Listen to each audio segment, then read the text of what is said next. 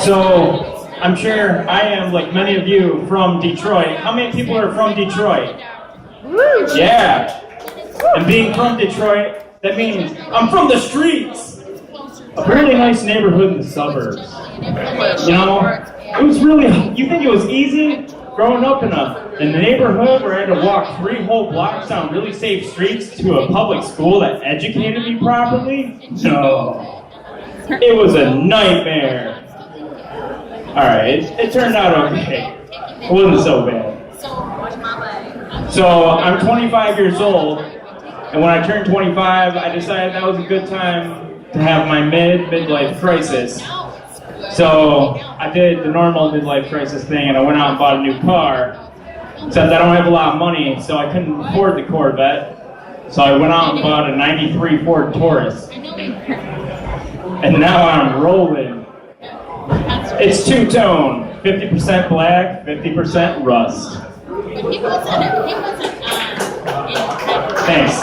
I used to be skinny, but it wasn't really working out for me, so now I'm fat. Which still isn't working out for me, but now I'm too lazy to do anything about it. Okay, I like telling that joke, but I'm going to have to stop soon because I recently lost 30 pounds. And, oh, thanks you guys, but no, stop.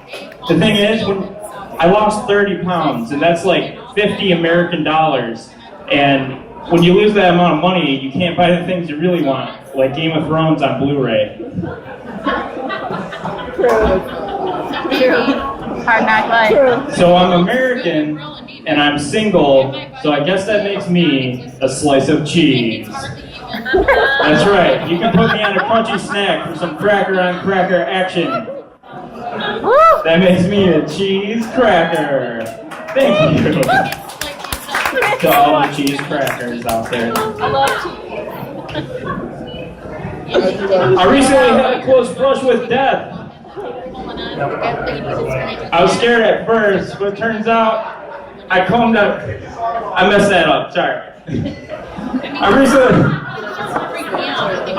gonna save that one for later. You just wait. Okay. I went to the doctor recently and he used a tongue depressor on me during the checkup. My tongue was okay, but now he's depressed. But it's okay, because he wrote me a prescription for Ben & Jerry's ice cream, and now we're all happy again.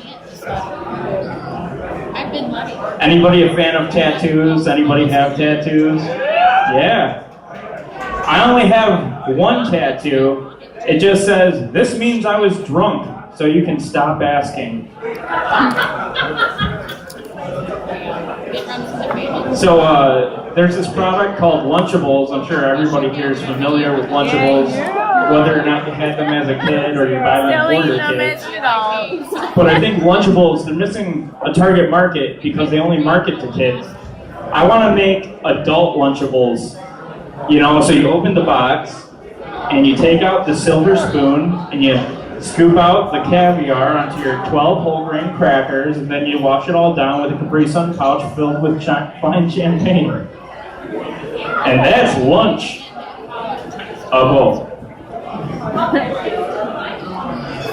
I'm a big fan of treasure maps. Treasure maps seem neat to me because someone went on an adventure, wrote down all the landmarks in map form, and then saved it for you so you could have an adventure later on. I want to make my own treasure map someday, but I'm going to take magic mushrooms first so the landmarks are a lot different. So my treasure map's going to be like, oh, I'm wandering through the desert, and then you meet the smiling cactus and he points the way to the melting rock. And then out from behind the melting rock comes a lizard with Jay Leno's head. And when he sings opera, you follow that lizard, and he leads you to the treasure, which is just a treasure chest filled with more acid and more maps. Okay. Where do I sign up? There's this place in Rochester called Intentional Yoga, which makes me think, is there any other way to do yoga? Does anyone ever do yoga unintentionally? Like you're walking down the street and you trip and you're like, oh, downward facing dog. Ooh, I am stretched out. That is a good accidental workout. Thank you, unintentional yoga. So I'm a little bit of a nerd, I'll admit it, on stage in front of everybody. Any other nerds out there? Don't worry about it, okay. But I know I'm a nerd because I subscribe to National Geographic for the centerfolds. You know, so I get National Geographic, I'm like, oh my God, look at you. I do want to see more about what's going to happen to the southern United States in 200 years due to climate change. That is hot.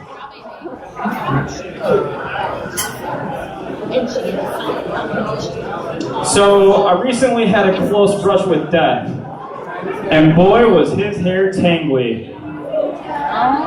I was scared of death at first, but the thing is, I combed out the tangles and he let me drive his Ferrari, and he's a pretty nice guy. Are we doing one more? I'm driving. There's a phrase I find confusing. When something is easy, it's like shooting fish in a barrel. That doesn't make any sense to me because let's walk through the scenario. First, you need to have a barrel for some reason. You need to fill it with water. You need to go fishing, fill it with fish. Then you need to find a weapon, take that weapon, and shoot the fish in the barrel. That seems anything but easy to me. In fact, that seems completely insane. Like if you walked by and there was a guy shooting fish in a barrel on the street, you wouldn't say, hey, that guy's got it figured out. That looks easy. You'd say, hey, who do I need to call to get that guy admitted to the mental institution? So I think it should be like, hey, that's crazy. Like shooting fish in a barrel. Any Harry Potter fans? Yeah, there's the nerds. Okay, so I think Harry Potter is pretty lucky he had the whole, lightning scar marked to destroy the Dark Lord thing going for him. Because otherwise he would have just been another high school dropout, flipping burgers at the local fast food restaurant called McMuggles, and his old enemies come in every once in a while and make fun of him. Every once in a while, Malfoy would come in and he'd be like, what do you want, Malfoy? You better serve me some respect, Potter. The Malfoy's own McMuggles.